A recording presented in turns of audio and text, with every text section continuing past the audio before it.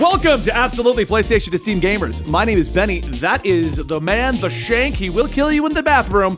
And that is my dear friend from the local food court. We had chicken tendies today. Anyway.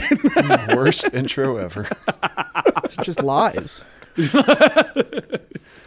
we're going to talk about the PlayStation debacle, in which basically they're going to start charging for upgrades. But let me give you a rundown on the story so you know what we're about to talk about.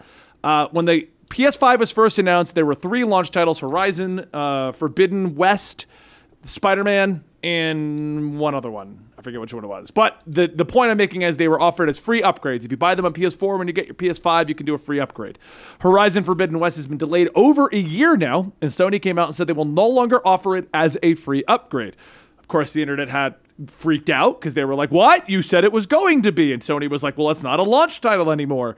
And what that boils down to is Sony saying, okay, fine, this will be the last one that is going to be a free upgrade. After this, it will be $10 to upgrade your PS4 game to PS5.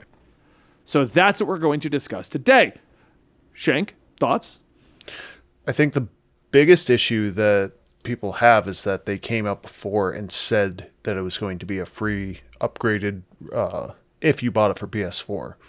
They already said that it was going to be free, so coming out and trying to backtrack,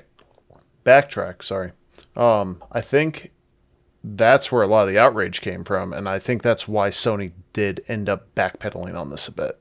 What do you think, Dylan? You just found out about this 30 minutes before the show. Yeah, I wasn't paying attention to the news, but like that, I mean, it makes sense to me. I think, like, to Shank's point, like, most people are just upset that they said one thing and then went back on it. They could have very easily not said anything and just released the thing and taken the flack for it and then made money because people are going to buy it anyway. Yeah. But I'm glad that we now know that past this, like, you're going to have to pay to get the PS5 upgrade. My question would be, like, so that $10 difference there, are PS4 game, like new PS4 games, are those still $60 and the PS5 ones are $70? Yes. That They're trying to seems to be how it standardize is. PS5 being $70. Okay. So you would spend that $10 anyway if you're getting the PS5 copy, which, you know, there's arguments on both sides. Like, games getting more expensive is bad for people who can't afford them, but also games being the same price for, like, forever, even though things have continued to get more expensive. When that price hike went up, it was between 2001 to 2004. So that's how long it's been going on. Because I remember when they were 40, then 50, then 60. We're doing 60. You know. Yeah, and it's not like games have gotten cheaper to make. So, And we've had $60 games for a long time. I mean, you said 2000. Let's take 2004. That's 16, 17 years that it took to get another $10 increase. And you're right, games just keep getting more and more expensive to make. Yeah. So I find this is interesting because it actually says a lot of things about what Sony's doing right now. Because Sony is pretty much against, like, as much as they claim that we're for the players, we're here to help you out, games is all we care about. They're fighting tooth and nail about crossplay. They're fighting tooth and nail about cross save. They're only really allowing it for, like, the big titles like Fortnite and Genshin and things like that. They're still fighting tooth and nail about a number of other things that are anti-consumer, and now they're kind of fighting against the free upgrade path that they created. But on the flip side, we also have the problem of entitled gamers who insist that every game needs to be free to play, every game needs to have a free upgrade, every system needs to be cheap to get. I am talking in the extremes because you're allowed to be just slightly upset about things, but there are those gamers out there that expect everything should be free to play and there should be no skins and everything should be unlockable, and I don't care how you get your money, just make my games free. You know? Right. So it's an interesting way to look at it. You mentioned earlier about the Xbox thing, Shank. What was your comment on that? So they're trying to standardize $10 upgrades, Sony is. Right. So they said specifically Gran Turismo and God of War. Those two would be $10 to upgrade from PS4 to PS5. Well, I found a Washington Post article that says that they're essentially planning to do this for all of their backlogged catalog, because there's only like 10 games that are exclusive to the PS5, and a couple of them are director's cuts of PS4 games anyways. But my point was, we were talking about this right before we started recording, was, well, PlayStation is trying to make $10 upgrades to the standard. Xbox is making $0 upgrades as standard. So what you were just saying about gamers wanting to have their free upgrades, Sony's competition is doing. Right. So I just think that's interesting. The funny thing is about that, though, I feel like Xbox is doing anything to make gamers still talk about Xbox and not laugh about it. True story, and this isn't even to make fun of Xbox. I play Xbox on my Xbox quite a bit. I have buddies that I get on and to play. And so yesterday I was trying to play the new Aliens Fireteam game with my brother and his friend. And they were like, oh, well, how do we chat? And I didn't have a microphone handy for PlayStation because I use Discord at Xbox. And I was like, well, I can get on Discord and I can pop an earbud in and we can play that way. And they both went, Xbox? Why would you get on Xbox? Like, that was their response, unprovoked. It was just me saying, I have been playing Xbox with my friends. Interesting. Yeah. But the and I feel like irony is, that's what Xbox is trying to kill. If they make everything positive, such as free upgrades, play it on Windows or on Xbox, cross-save all you want. What do you want us to hand you money? Just stop laughing at the name Xbox. well, I think they need to. I mean, like Yeah. you said, the current reaction right now is to laugh whenever Xbox gets brought up in a conversation. That doesn't happen with Nintendo. That doesn't happen with Sony right now. And I think it goes back to the exclusive games they have. That I don't think Xbox has a big enough catalog of exclusive games. Well, yeah, exclusives are becoming a problem because unless the first-party studios are making them, such as Sony, like they just don't exist anymore. Every game is hitting every platform. So third-party games just don't care about being exclusive anymore. It just hurts their money. I mean, the last big debacle I remember was the Tomb Raider situation. It's exclusive to Xbox. No one cared. Everyone waited. Like, and all I did was hurt the sale of the game. But anyway, back to the topic on hand here, though. How do you guys feel about this $10 cost for upgrading to PS5? Because I'm kind of on board with it because I'm the kind of guy that wants to support the industry. And I know that, you know, I'm not trying to be pretentious. I support the industry. No, I'm all for the idea of like Horizon Forbidden West, for example. Or let's do God of War because they said that will be a $10 upgrade. That's going to be a single-player game. If they follow God of War 1, they're not going to sell me DLC. They're not going to sell me costumes. They're not going to sell me anything. So if I want, and it'll still work on a PS4 if I still own a PS4. So if I want to have the upgrade, paying $10 to get the PS5 upgrade, to me that sounds reasonable. But if we're talking about a live service game where they're going to make monetization off me through like 1,000 other avenues, that's where I think they shouldn't do it. I think they should limit these $10 upgrades to games that are single-player games that don't have 1,001 monetization avenues. Dylan, what's your opinion? Because I actually agree with Benny. So Yeah, I sort of agree. I think mostly it just comes down to whether or not the upgrade is worth it because and luckily there isn't anything in place that's stopping you from playing a PS4 version of a game on a PS5. Right. So like if all you have is a PS5 or like say you upgrade to a PS5 and you have to sell your PS4 to do so, and then suddenly all of your PS4 games are unplayable. That's not the case. You will get a raw performance increase by just playing those games on a PS5. So it really does depend on if that upgrade is worth it. Because if the developers haven't taken the time to release like an actual PS5 version that's worth paying that $10, then just don't buy it. Yeah. So I think I accidentally totally played fine. Miles on PS4 for like almost a week before I realized I was on the wrong version because the PS5 loves to download both versions. And so I started I booted up one time and then I booted up a second. Wow, the frame rate's taking a little bit of a hit.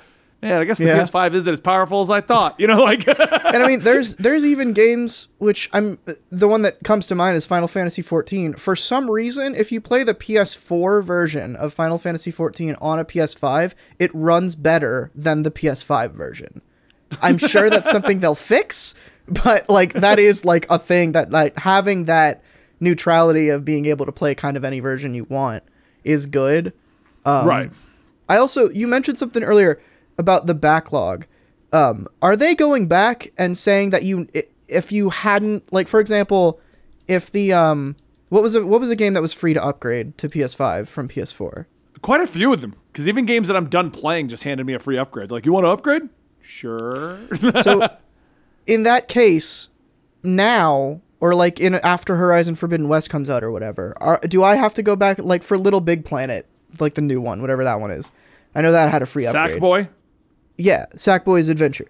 Do I have to pay $10 to upgrade that now, even though it used to be free? Because that's kind of gross. No, I think this is going forward. You're going to have to. Okay, cool. But only with PlayStation exclusive games. So like third-party developers, the article I was reading was saying things like Jedi Fallen Order. They're an independent studio, so they can upgrade it for free if you want. So it's not the entire backlog of games. It's only ones that Sony's going to want to bring forward. The Last of Us Part 2, God of War, Horizon Zero Dawn, and then obviously the newer games that they're updating as well. You know what I find funny? Everyone's giving crap to Sony for not offering free upgrades for everything they put out there, but they'll buy the 7th version of Skyrim. I was just thinking about Skyrim. It's getting another release. Like, no one's giving them crap for that one. I don't. It's just I just find it hilarious because like it's such a catch-22 with a lot of these arguments. It depends if people like the company or if the company's done bad things already. Mm-hmm. It's just like people are. Example, I was talking about this with a friend the other day because I started playing Genshin. Overwatch had loot boxes. Everyone freaked the hell out. Genshin has loot boxes, just calling them wishes, and everyone's cool with it. Like, honestly, I think in the gaming industry, a lot of it's about goodwill. Yeah. Do your consumers think that you are trying to be greedy and just take any opportunity to get their money? Or like, do you do stuff for the players? And I think people last generation cut Sony a lot of slack. Remember when Xbox first came out, they were trying to be greedy because they were on top. Yeah. It's flipped now. The goodwill has shifted away from Sony. And I think that's the issue. I think it's actually a really good point because like, I doubt this free upgrade thing would be such a big deal if Sony didn't have like an entire year of shitting on the gamers. No crossplay, no cross-save, fine, we'll ease up a little. You know, that kind of an attitude that they've had this whole time. If they didn't have that attitude, then people may have looked at the Horizon thing and said, "Well, that kind of sucks, but I get it, Sony. I mean, you gotta make money on the new game, you know." But now it's like, no, screw you. You told us one thing. Stop backpedaling. Right, exactly. I think that's. I think Sony's doing a better job than Microsoft did, though, than Xbox did, because they're realizing that the consumer sentiment is turning against them, so they're not pushing it. They're trying to do all these things, but if they're getting a big enough backlash, it seems like they're taking a step back. Yeah. Well, I mean, they've got history that they could sit back and be like, oh, wait, remember what happened with PS3 when we thought we got too big for our britches?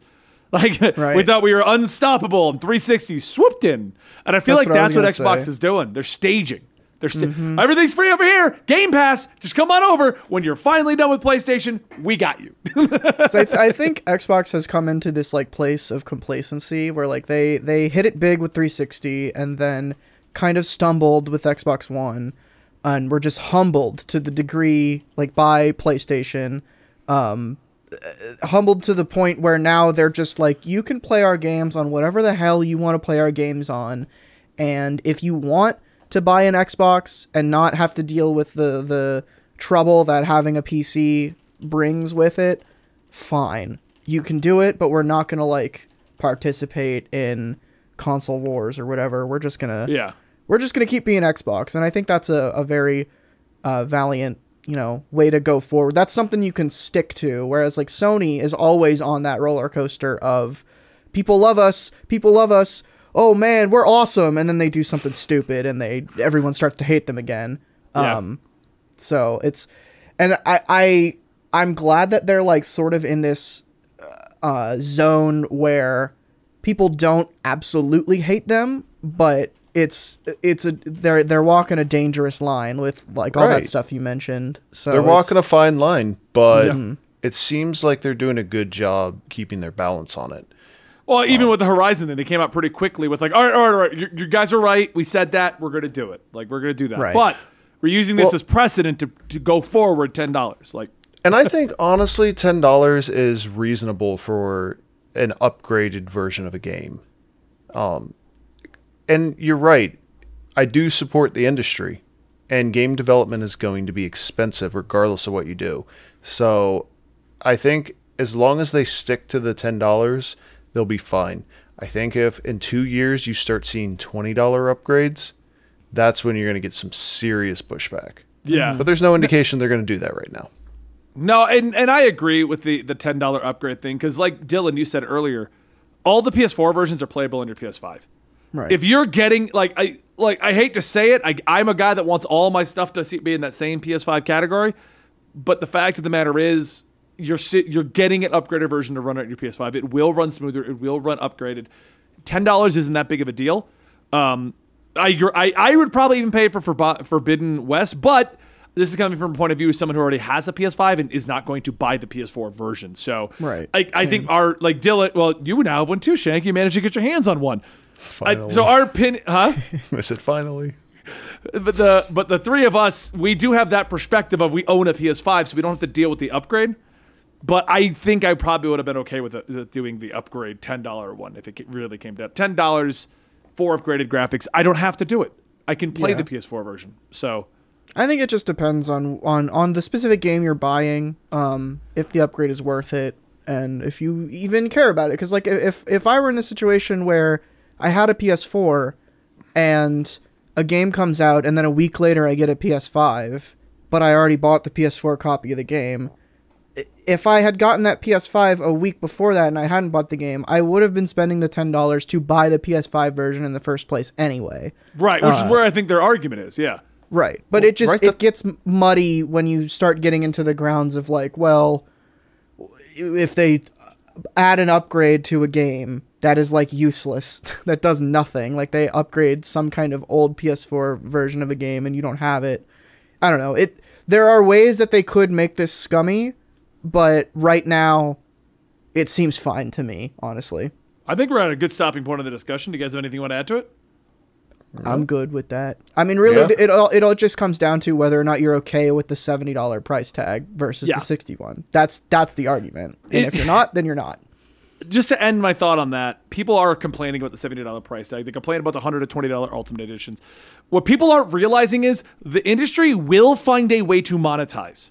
So either they're going to increase the price of games, or they're going to piecemeal the game and sell it to you in DLCs, or they're going to sell you costumes and cosmetics and pay-to-win mechanics. You're going to get one of them. And we're at a weird point where some games have all of them. Right. I mean, I not to turn this into a Destiny discussion, but they got all the options in there. They sell you DLC, they sell you a baseline game, they sell you cosmetics, they sell you, well, they got rid of them, but there was even loot boxes. I mean, like, they had it all at one point. I think it just depends ultimately on what type of game it is that they're developing. Is it a single-player action-adventure game? Yes. You're going to have to pay a premium.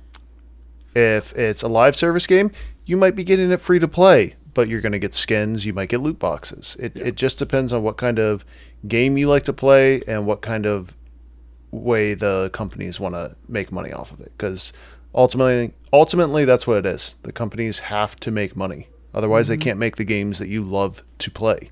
Yep. All right, well, I think that's a good closing point. We are absolutely PlayStation and Steam gamers. My name is Benny. That is Dylan. That is Shank. Meet him in the bathroom to get shanked. Anyway, guys, that's your new slogan. I'm going to see if I can get that to catch on. Oh, no. I'll print T-shirts. Meet him in the bathroom to get shanked. You better wear it to your day job. I won't wear it to my day job, but I will wear it on stream. Thank you guys so much. We'll see you next time right here